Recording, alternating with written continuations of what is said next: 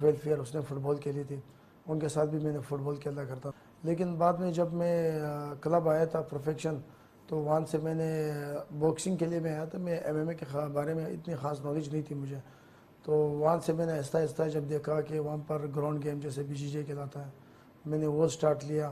اس کے بعد آہستہ آہستہ 6 منتھ مجھے لگے کہ ان کو ایم ایم اے کو سمجھنے میں. پھر آہستہ آہستہ میں نے ایم ایم اے کو جو ہے کنٹینیو کرتا رہا.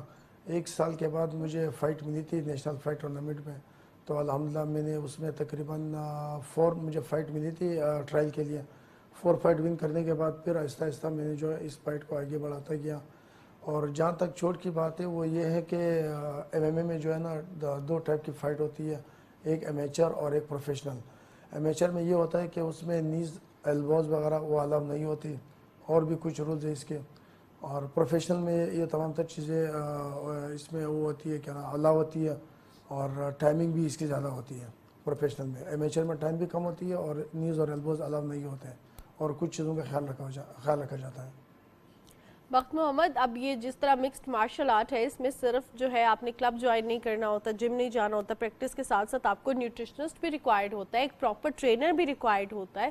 تو کیا وہ بھی ساتھ تھے اور مینج کس طرح کرتے تھے؟ کیونکہ کہا جاتا ہے تھوڑا مہنگا شوق ہے یہ.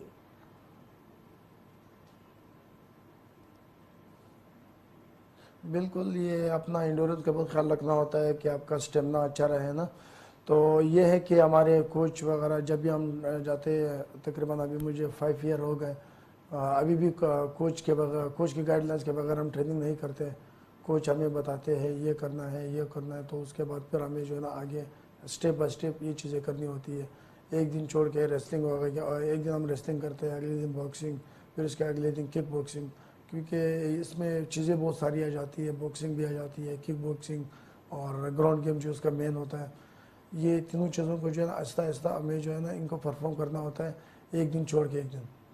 اچھا، تو یہ تو بتائیے نا بخت محمد کہ اس میں ٹریننگ میں کہیں یہ بھی شامل ہوتا ہے کہ آپ نے مسکرانا نہیں ہے اور سیریس رہنا ہے تاکہ آپ کا جو بھرم ہے وہ برقرار رہے، اور خاص طور پر ایم ایم اے میں جو اینگر ہوتا ہے اس کا اظہار کرتا ہے، اب آپ مسکرائیں.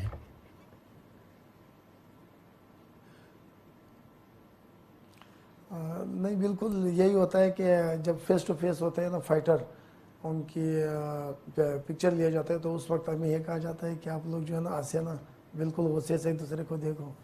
تو وہ کہنے کے بعد پھر رنگ میں جب ہوتے ہیں تو وہ تو بالکل بندہ سیریس ہی رہتا ہے. صحیح، ایسا ہی ہے. اچھا، بیسکلی تہران میں ہونے والے ایونٹ میں آپ نے مقابلے جیتے اور پاکستان کا نام روشن کیا، مکسڈ مارشل آرٹ چیمپئن بنے. اس مقابلے کے حوالے سے بتائیں، کس نے گائیڈ کیا، کس نے بتایا، کب آپ نے پارٹیسپیٹ کیا، کوئی سپانسر ہے یا خود کرتے ہیں کتنے سارا؟ مرحلے تھے، کتنی فائٹس اس میں آپ نے لڑنی تھی، کتنی جیتی ہیں؟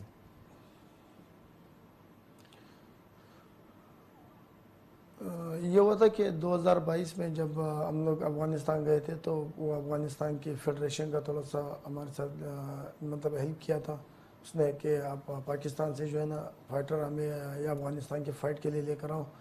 یہاں پر تقریباً 8 ملک تھے، جیسے قازقستان، تاجکستان، یہ سارے فائٹر وہاں آئے ہوئے تھے. تو میری جو فائٹ تھی وہ ڈیسائیڈ ہوا تھا افغانستان کے فائٹر سے.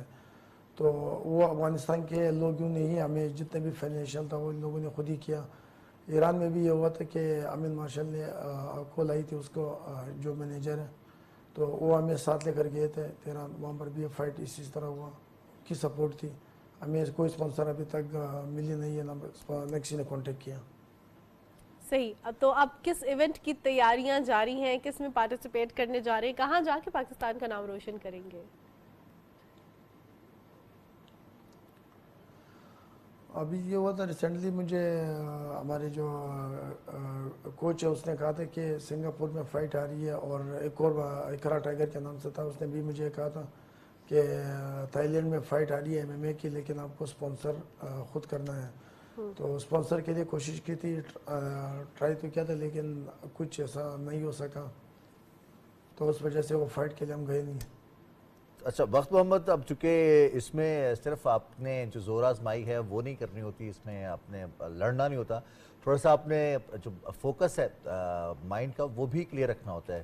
تو اس کی کوئی الگ سی ٹریننگ ہے یا پھر یہی کوچز آپ کو بتاتے ہیں کہ آپ نے جو سامنے والا فائٹر ہے اس کے دماغ کے ساتھ کیسے کھیلنا ہے؟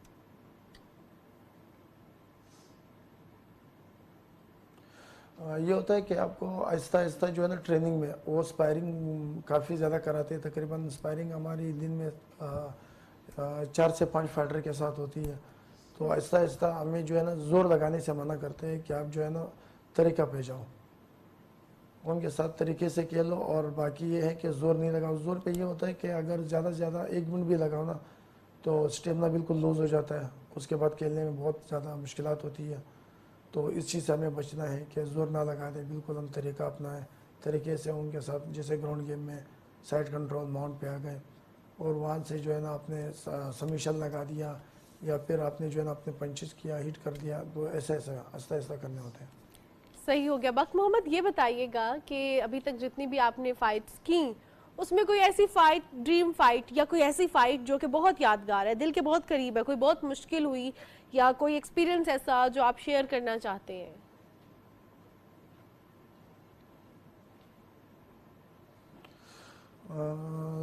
جی بالکل, 2 فائٹ ایک افغانستان خوست میں ہوئی تھی, وہ مجھے بہت یاد ہے. اور دوسری پاکستان میں ہوئی تھی جو ایم ایم اے کے نیشنل چیمپئن شپ ہوا تھا ٹرائل, وہ مجھے لاسٹ فائٹ یاد ہے. اس لاسٹ فائٹ میں مجھے کافی مشکل پیش آئی تھی, لیکن الحمدللہ وہ میں نے ون کیا تھا. میری سلیکشن ہوئی لاہور کے لیے, پھر وہاں پر میں نے فائٹ کیا تھا. لیکن کیا ایسا تھا اس فائٹ میں جو اس کے یاد علاوہ آتا میں ہے نے جو پشاور میں ہوا تھا, افغانستان وہ بھی والی بھی تھی؟ تقریباً مجھے بہت یاد ہے کہ وہ جی بخت محمد اس فائٹ میں ایسا کیا تھا, کیا ڈیفرنٹ تھا؟ کیا اوپوننٹ بہت سٹرونگ تھا یا اس کے بھی آپ کی طرح کے ایکسپریشن ایسے تھے جو کہ دوسرے بندے کو ڈرا دیتے ہیں, یا اس نے اسمائل کر کے آپ کو ویلکم کیا؟ کیا تھا ایسا اس فائٹ کے بارے میں میں؟ یہ ہے کہ ایم ایم اے والے جو ہیں وہ تھوڑا سا کمپوزڈ رہتے ہیں. جو ان کے نہیں, ایکسپریشنز بھی وہ یہ ایسے تھا جو میرا میجر گیم تھا وہ گریپلنگ تھا.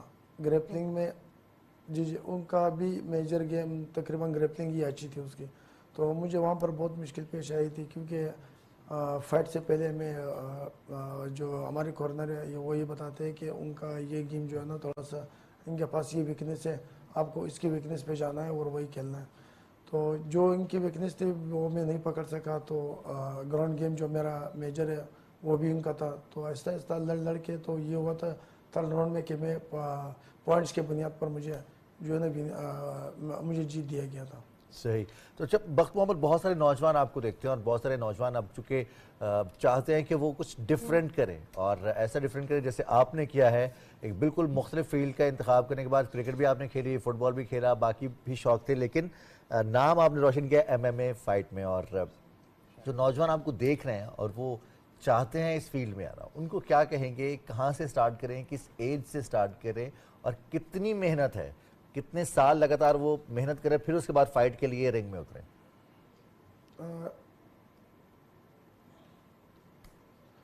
یہ ہے کہ وہ شروع میں اگر یہ گیم کنٹینیو کرنا ہے تو بچپن ہی سے بیسٹ ہے کہ اگر وہ وہاں سے کنٹینیو کرے. تو یہ تو ابھی آپ نے دیکھا تھا کہ کبھی 31 ایئر میرے خیال میں اس نے ریٹائرمنٹ لی, حالانکہ 31 ایئر سے تو پاکستان میں لوگ یہاں کر ایم ایم اے کو جوائن کرتے ہیں. تو اگر جتنی چھوٹی عمر سے وہ ایم ایم اے کو جوائن کریں گے, اپنا اسکل جا کے ڈیولپ کریں گے تو ان کو بہت ہی بینیفٹ ہوگا. اور انٹرنیشنل لیول پہ بہت آسانی سے جا سکتے ہیں. اور فائٹ کھیلنے کے لیے زیادہ سے زیادہ اگر وہ 1.5 سال گزار دے چھوٹی عمر میں تو اس کو بہت ایکسپیرینس ہو جائے گا. اور فائٹ کا ایکسپیرینس ایسا ایسا تب ہوگا جب وہ فائٹ لڑیں گے اور صحیح. اپنا ٹریننگ کریں گے, اسپائرنگ کریں گے. تو اس لیے ان کا آہستہ آہستہ جو ہے نا ان کے ٹریننگ.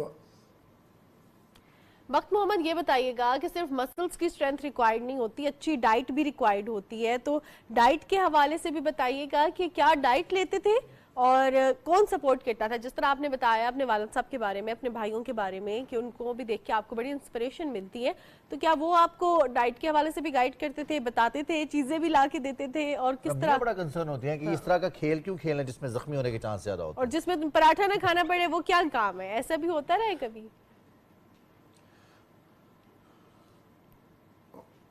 جی بالکل یہ ہوتا تھا. والد صاحب اور باقی جو میرے پورے پیرنٹس ہیں وہ مجھے بہت سپورٹ کرتے ہیں. میں ان سے بہت موٹیویٹ ہو جاتا ہوں کہ میں آگے کھیلوں. آج تک میری بیٹی جب میری فائٹ دیکھتی ہے تو بہت زیادہ موٹیویٹ ہوتی ہے مجھے, بلکہ اور یہ سجیشن دیتی ہے کہ اس کو آگے اور لے کے جاؤ اور اپنا فائٹ کھیلتا رہو. یہ پاکستان کے لیے جو آپ کھیل رہے ہو بڑی بات ہے, آپ جو ہے نا اس کو آگے مطلب اس کو آگے کنٹینیو کرتا رہو اور کبھی ہمت نہیں ہارنا. اور ابھی تک میں کوشش اسی میں لگا ہوں دوستوں کے یا تو پھر پیرنٹس کے. اور یہ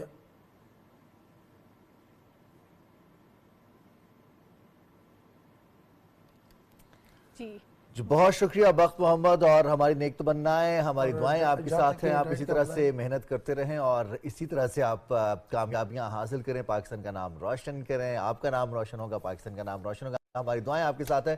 بہت شکریہ, آپ صبح پاکستان کے مہمان بنے. اپنا بہت سارا خیال رکھیے گا. اور ناظرین, یہ بخت محمد اس طرح کے بہت سارے نوجوان ہیں جو بہت مختلف جو شعبے ہیں ان میں محنت کرتے ہیں, اور اتنی خاموشی سے محنت ہوتی ہے کہ جب وہ کامیاب ہوتے ہیں, اور کہا بھی جاتا ہے کہ محنت کرنی ہے تو اتنی خاموشی سے کرو کہ آپ کی کامیابی بولے اور کامیابی دنیا کو بتائے کہ ہاں اس نے محنت کی ہے. بخت محمد ہمارے درمیان موجود تھے, اور کہاں سے انہوں نے اپنا سفر سٹارٹ کیا اور کہاں پہنچے, پاکستان کا نام روشن کیا. اور ہمارے درمیان ایسے نوجوان موجود ہیں جو کہ ایفرٹ کر رہے ہیں, اور ایفرٹ کرنا ہی خوبصورتی ہوتی ہے کسی بھی چیز کی. بخت محمد بڑے سیریس سے ہمارے گیسٹ تھے جن کے سیگمنٹ میں صرف ہم ہنس رہے تھے, اور وہ جو تھے نا بڑے کمپوزڈ, بڑے سنجیدہ تھے. اور ایسے ہی کہا بھی جاتا ہے کہ جو اس طرح کی گیمز ہوتی ہیں, جو ایگریسو گیمز ہوتی ہیں, ایگریشن کی گیمز ہوتی ہیں, اس میں جو کھلاڑی ہوتے ہیں اس کے ایکسپریشنز دیکھ کے ہی نا دوسرے کا مورال ڈاؤن ہو جانا چاہیے. تو یہ بڑا ضروری ہے, اور یہ بڑی مزیدار سی چیز تھی, ہمیں بھی اچھی لگی. اور ہم سوچ رہے تھے کہ ان کے اوپوننٹس کے اس پہ کیا گزرتی ہوگی جو سیریس اتنے وہ بھی تو ایسے ہی ہوں گے نا.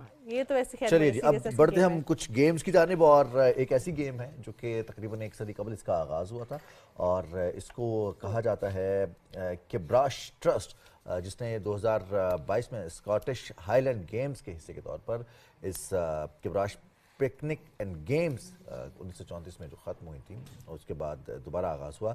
روز بال ٹرافی انگلینڈ کی ایک کاؤنٹی ہے, اور یہ ٹرافی دریافت ہوئی ہے 1 صدی قبل کی ٹرافی اب دریافت ہوئی, گم گئی تھی, اور اب یہ ٹرافی جو ہے دریافت ہو گئی ہے. اور یہ ایک بڑی زبردست چیز ہے, ٹرافی گم گئی اور اب جو ہے یہ ٹرافی مل گئی ہے. اور یہ بھی آپ کو بتا دیتے ہیں کہ ہمارے تو پیسے گم ہوتے ہیں, کاغذات گم ہوتے ہیں, لیکن ہمیں نہیں ملتے دوبارہ. 2022 میں جب مقابلوں کا دوبارہ آغاز کیا گیا ہے تو